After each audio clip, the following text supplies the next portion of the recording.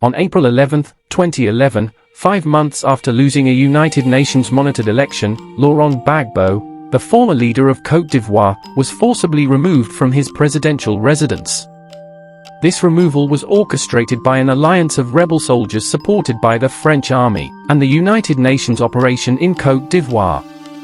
Gbagbo was found in the residence with his wife and son, and he appeared to have a swollen cheek from being slapped by a soldier. The reason behind this action was Gbagbo's refusal to hand over power to his opponent, following a runoff election in November 2010. Although he had been defeated in this election by the opposition candidate, Alassane Ouattara, Gbagbo refused to accept his defeat and relinquish his position. This refusal led to violent clashes between supporters of both candidates and widespread human rights violations, pushing Côte d'Ivoire to the brink of civil war. Laurent Gbagbo, born into a Catholic family in the cocoa-growing central region of the Ivory Coast on May 31, 1945, had a history of political activism and opposition to the government. He completed his education in France and returned to the Ivory Coast to teach before becoming involved in various political and activist movements. In 1982, Gbagbo went into voluntary exile in France due to increased government scrutiny and pressure. From abroad, he continued to organize his political activities and advocate for political reform in the Ivory Coast. He was officially granted political asylum by France in 1985, but returned to his homeland in 1988 under pressure from the French government. Upon his return, Gbagbo founded the Unauthorized Ivorian Popular Front, FPI, in 1982, secretly published critical materials against the government, and became a prominent critic of the one-party system led by President Félix Houphouët-Boigny. In 1990, under international pressure, President Houphouët-Boigny announced multi-party elections in the Ivory Coast. Gbagbo presented himself as the main opposition candidate against President Houphouët-Boigny, but he was overwhelmingly defeated in the election. Gbagbo and his supporters claimed that the election was rigged, but their demands for a new election were rejected by the Supreme Court. Gbagbo managed to secure some seats in the National Assembly, but the majority remained with Houphouët-Boigny's party. The 1990s brought economic challenges to the Ivory Coast, despite its previous reputation as the most economically stable country in West Africa. A decline in cocoa prices and rising petroleum costs led to civil unrest and protests, particularly in the academic community. In 1991, large-scale protests broke out over teacher salary decreases, and Gbagbo was actively involved in these demonstrations. Security forces responded with brutality, leading to international scrutiny. President Houphouët-Boigny publicly supported the use of force against protesters, leading to further unrest and demonstrations led by Gbagbo.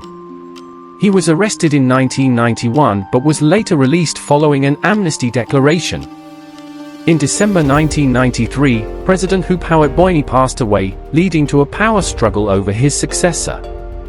Ultimately, Henri Konan Bedi succeeded him, with Alassane Ouattara, a strong opponent of Gbagbo, as Prime Minister. Gbagbo left the Ivory Coast to take refuge with the International Monetary Fund in Washington, D.C., where his political rival assumed the presidency. President Bedi introduced legislation that required presidential candidates to be of pure Ivorian descent, effectively excluding Ouattara, who was seen as having ties to Burkina Faso. This concept of Ivorite, or Ivoriness, was used to bolster Bedi's rule. These events set the stage for the later political and electoral crisis in the Ivory Coast, leading to the 2010 election and the subsequent removal of Laurent Gbagbo from power in 2011. The concept of ivority didn't just exclude elites from running for office, it also redefined citizenship and nationality on a broader scale for ordinary Ivorians. This redefinition excluded individuals labeled as having Burkina Faso or Malian descent, primarily those from the northern part of the country. The principle of ivority essentially changed the eligibility criteria for participating in Ivorian politics, restricting participation to those considered genuinely Ivorian. President Bedi claimed that ivority aimed to create a sense of cultural unity among the Ivorian people. However, in reality, he used it as a justification to keep Alassane Ouattara and his party out of politics. Ouattara, who was living in the United States and had a father from neighboring Burkina Faso, did not qualify under these new rules. To ensure Ouattara couldn't run in the 1995 elections, the laws were changed to require a presidential candidate to have Ivorian parents and to have lived in the country for the previous 5 years. This policy marginalized many Muslims from the northern part of Côte d'Ivoire who had family ties across the borders with Burkina Faso, Mali, and Guinea. Due to several election irregularities attributed to President Badia, both Laurent Gbagbo's FPI and Alassane Ouattara's Rally of Republicans, a new Muslim party formed in the wake of Badia's rule, boycotted the 1995 presidential election. This boycott allowed Badia to easily retain the presidency. However, President Badia's hold on power became increasingly precarious. The country's once stable economy faced significant challenges, leading to dissatisfaction among teachers, students, and the military.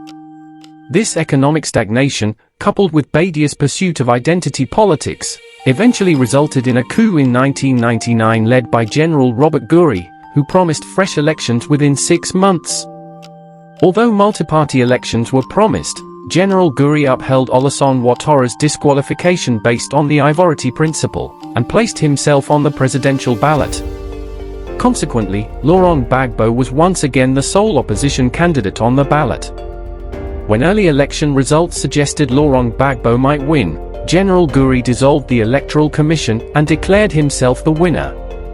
This announcement triggered widespread protests, with tens of thousands of people taking to the streets of Abidjan. The violence escalated, with defections from the parliamentary police and parts of the military. Ultimately, General Robert Guri was forced to flee, and Laurent Gbagbo declared himself president, inaugurated on October 26, 2000. However, this marked the beginning of Côte d'Ivoire's troubles, as tensions grew between the North and South, Muslims and Christians, and supporters of different political factions. These tensions eventually led to the outbreak of civil war in 2002. The conflict escalated in 2004 when the Ivorian army, under President Gbagbo's leadership, launched an offensive to retake the northern part of the country.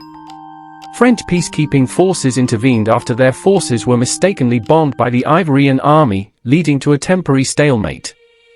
Laurent Gbagbo continued to use the concept of Ivority for his political aims, further exacerbating the country's political divide.